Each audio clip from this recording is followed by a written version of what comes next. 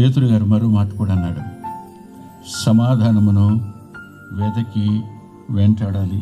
అంటే కింద రాస్తాడు, సమాధానమును అనుసరించవలెను.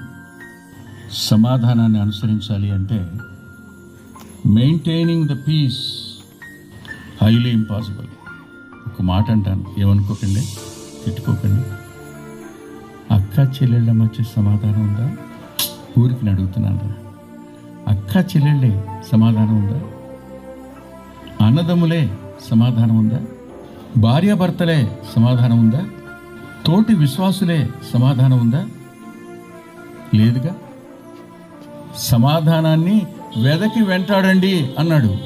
అంటే సమాధానం కోసం మీ వంతు మీ పని చేయండి. వాళ్ళు శత్రువులా అయినా పర్వాలేదు, వాళ్ళు బాధ పెట్టారా అయినా పర్వాలా, నేనే కదా అనుమతించాను.